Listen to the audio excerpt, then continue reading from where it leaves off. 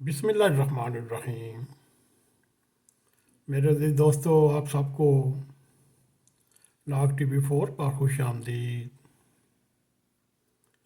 आज हम आपको वतन अज़ीज़ का आने वाले वक्त का ऐसा चर्चा करेंगे, आप खुद सोचने पर मजबूर हो जाएंगे। मेरे अज़ीज़ दोस्तों, 20वीं सदी में जो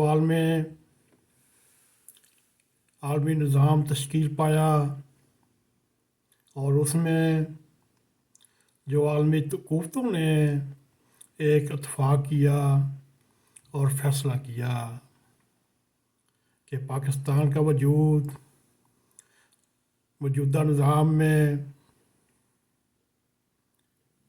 रल मिल नहीं सकता और आलमी निज़ाम के मुताबिक वो उसके बराबर नहीं आ सकता। यूँ वतन अज़ीज़ में पे दर पे वाक़यात ने आलमी क़ुव्वतों के इस तासर को तक़वियत पहुँचाई। मेरे अज़ीज़ दोस्तों, ये राय अब अमेरिका तक महदूद नहीं और हमारे ख़्याल में इसराइल का वजूद भी इन आलमी क़ुव्वतों के मुताबिक अपना वजूद रखना एक ख़तरा महसूस करते हैं और आने वाले दिनों में भी इसराइल का वजूद भी ख़तरात में घिरा होगा।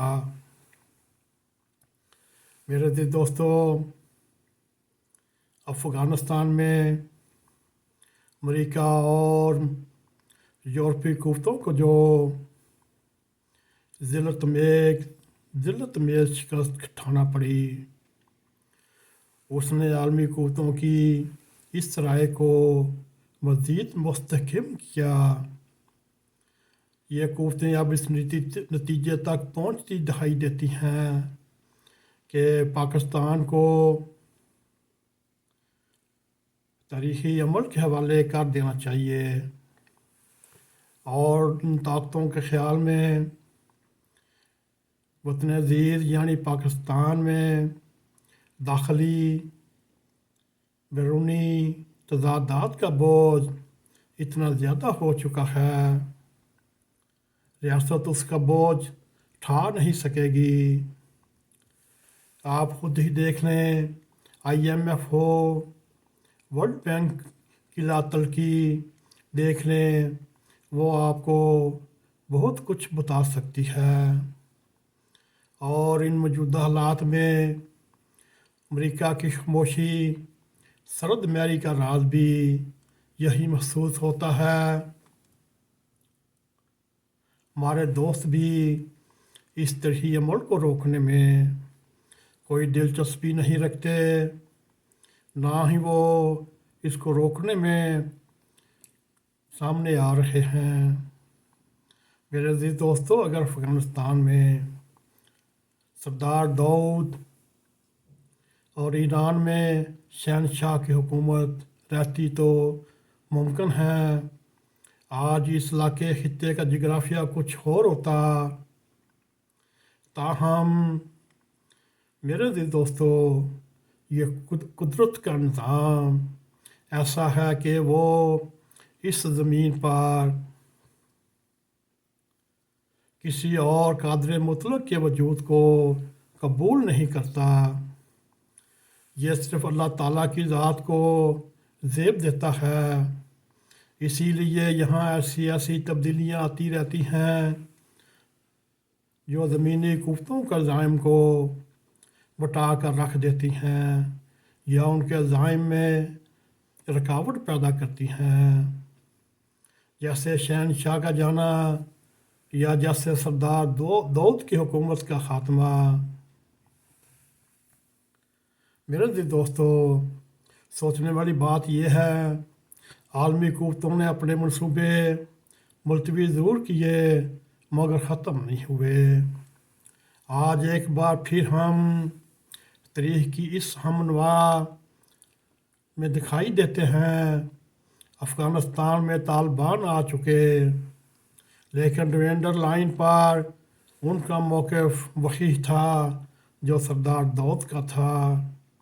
ईरान में शहनशाह मुखालिफ गिरोह बरसर इक़्तिदार हैं, लेकिन ईरानी नेशनलिज़म के मामले में ईरानी कौम के जज्बात वही थे।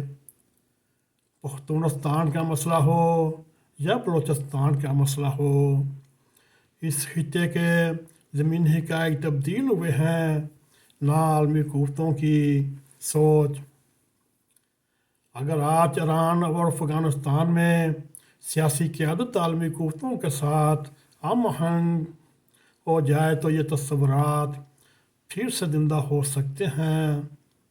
मेरे अज़ीज़ दोस्तों, आपको याद होगा कि इराक़ में हमने ईरान और अमेरिकी क़यादत को हम हवास या इकट्ठे नहीं देखा। रियासती इदारों और सियासी क़यादत को इस सूरत हाल का इदराक नहीं। मेरे अज़ीज़ दोस्तों, वो कौन सी वजह है कि इस मुश्किल में कोई हमारा हाथ थामने को तैयार नहीं। दोस्त ला तल्लक रहे। आप चंद दिनों में आपने सऊदी अरब का मौक़िफ़ भी हमारे सामने है। चीन, जिसके बारे में वतन अज़ीज़ के लोग दहाइयाँ देते रहे, हिमालय से बुलंद, समुंदर की गहराई से ज़्यादा हमारी आपस में मोहब्बत, मगर चीन की खामोशी भी यही कह रही है, ज़िंदगी रुकती नहीं, ये हर हाल में चलती रहती है। ये अफ़गानिस्तान, इराक़, शाम में भी ज़िंदगी ऐसे ही चल रही है। सवाल ये है, ज़िंदगी से आपकी मुराद क्या? दुनिया ने इस वक्त हमें तारीख़ी अमल के हवाले कर दिया। अब वो सहारा देने को तैयार नहीं। हमारे डूबने या उबरने से इसे कोई दिलचस्पी नहीं। इस अमल से अगर किसी को दिलचस्पी हो सकती है तो इतनी कि दुनिया पर क्या असरात मुरतब हो सकते हैं, या हमारे मिटने से क्या क्या अवामल पैदा हो सकते हैं। मेरे अज़ीज़ दोस्तों, ये भी सोचने वाली बात है, इस वक्त हमारे एटमी साथों का क्या होगा? हमारे पास इस सवाल का जवाब नहीं। लेकिन मेरे अज़ीज़ दोस्तों, इसका ये मतलब नहीं किसी के पास इसका जवाब नहीं। जिन्होंने हमें इन हालात के हवाले करने का फ़ैसला किया, उन्होंने इस बारे में भी यकीनन कुछ सोच रखा होगा, कोई फ़ैसला तो उन्होंने किया होगा। इस वक्त हमारे कंधों पर तारीख़, माशरती, समाजी और जोग्राफिया के साथ अनगिनत हमाकतों का बोझ है।